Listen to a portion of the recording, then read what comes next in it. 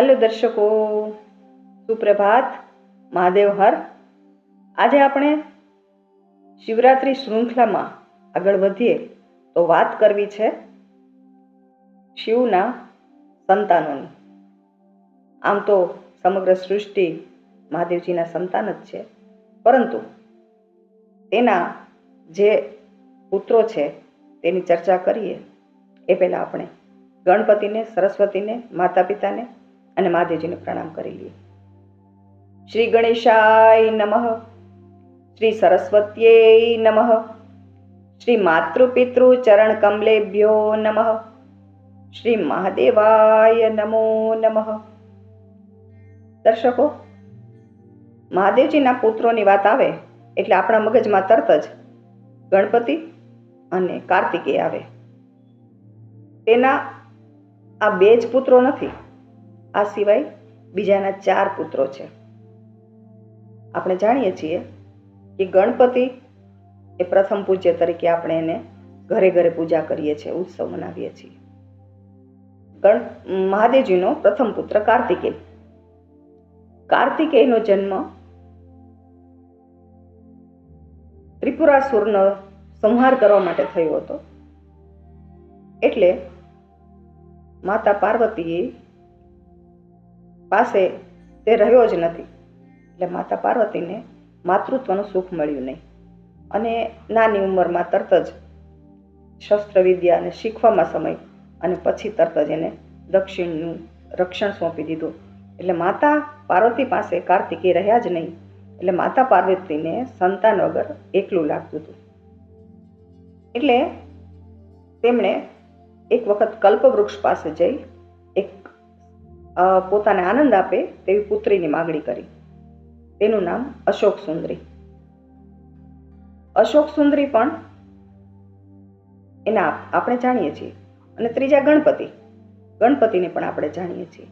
આ 3 સંતાનોની આપણને ખબર છે, પરંતુ મહાદેવજીના બીજા 4 પુત્રો છે। તેમાં એક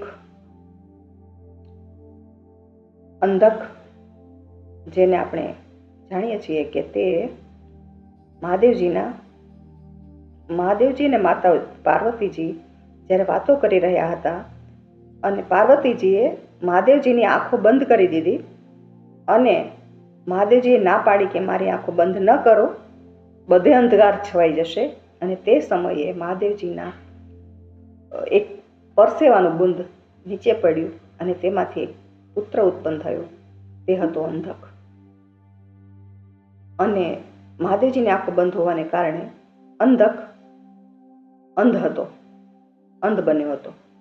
પછી એક રાક્ષસ રાજ, જેના પુત્રને કાર્તિકેય માર્યો હતો, એટલે મહાદેવજી પાસે માગણી લઈને આવ્યો કે મહાદેવજી, મારા પુત્રને તમારા પુત્રએ માર્યો છે, તો તમારો પુત્ર મને આપો। ત્યારે મહાદેવજીએ તે અંધકને તેને સોંપ્યો। એટલે અંધકનું પાલન પોષણ એક રાક્ષસે કરેલું છે, અસુરે કરેલું છે, અને તેની શિક્ષા દીક્ષા શુક્રાચાર્યએ આપેલી છે। હવે આ અંધક જે છે એ આપણે જાણીએ છીએ કે તે જે રીતે શુક્રાચાર્યએ તેનો ઉછેર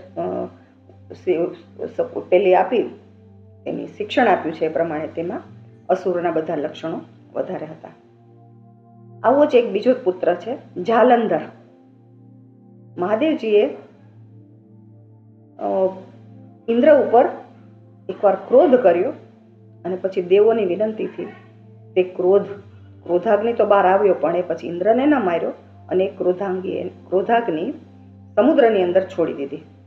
એના લીધે એ સમુદ્રમાં જઈને એક બાળક બન્યો, એનું નામ જલમાંથી ઉત્પન્ન થયું એટલે જાલંધર, અને સમુદ્રદેવે તેને મોટો કર્યો। એને પણ શુક્રાચાર્યએ શિક્ષા દીક્ષા આપી અને અસુર ગુણો તેની અંદર રોપ્યા।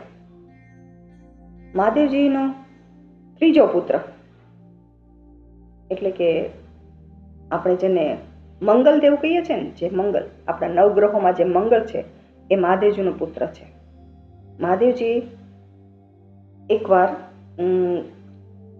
મહાદેવજીના પરસેવાનું બુંદ નીચે પડતા પૃથ્વી પર પડ્યું, તેમાંથી એક બાળક બન્યો અને એ બાળકને ભૂમિ ઉપર પડવાને કારણે ભૂમિદેવીએ ધરતી માતાએ તેને મોટો કર્યો, એટલે તેનું એક નામ ભૂમા છે.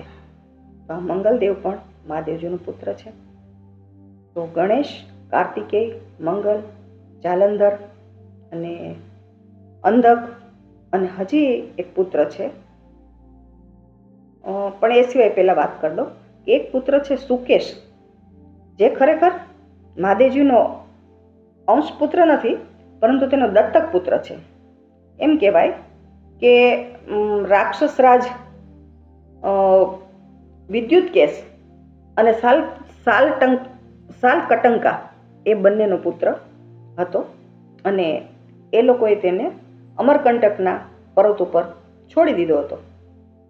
મહાદેવજી અને માતા પાર્વતી ત્યાંથી પસાર થયા અને તેમણે આ પુત્રને રુદન કરતા જોયો, એટલે દયાળુ ભોળાનાથ તો ભોળા છે, એટલે ભગવાને તેને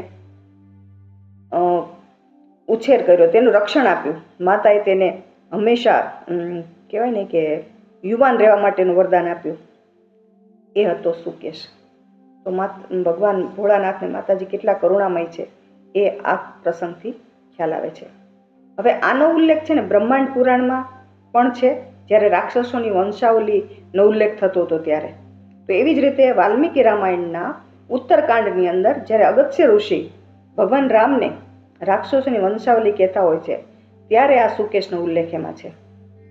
સુકેશને 3 પુત્રો થયા, માલ્યવાન, માલી અને સુમાલી. આપણે જાણીએ છીએ કે માલ્યવાન ને માલી સુમાલી કોણ છે. તો એમ કહીએ તો રાવણ જે છે એના પરદાદા થયા સુકેશ. આ ભગવાનનો એક દત્તક પુત્ર છે, અને કહેવાય કે માતાજી ભગવાનને બીજી દીકરીઓ પણ ઘણી છે, પરંતુ એ દીકરીઓની આપણે વાત કરીશું વળી વિડીયો મોટો થઈ જશે. એટલે અને એક પુત્ર છે એનો અય્યપ્પા, જે દક્ષિણમાં એનું ખૂબ માન છે, પૂજા છે. જે અય્યપ્પાનો જન્મ મહાદેવજી અને વિષ્ણુ ભગવાનનો મોહિની સ્વરૂપ એ બંનેના કહેવાય ને આનંદ તાંડવથી ઉત્પન્ન થયેલો પુત્ર અય્યપ્પા, અને એ દક્ષિણમાં એની પૂજા થાય છે, આપણે જાણીએ છીએ. તો ભગવાનના આ 6 પુત્ર, અંશપુત્ર અને સુકેશ તેનો દત્તક પુત્ર. આપણે મહાદેવજીના આટલા પુત્રો વિશે જાણ્યા. આવતીકાલે આપણે મહાદેવજીની પુત્રીઓ વિશે જાણીશું. એ પહેલા આપણે પ્રાર્થના કરી લઈએ ભગવાનને, મહાદેવજીને કહેશું કે અમારી પર તમે કૃપા બનાવી રાખજો.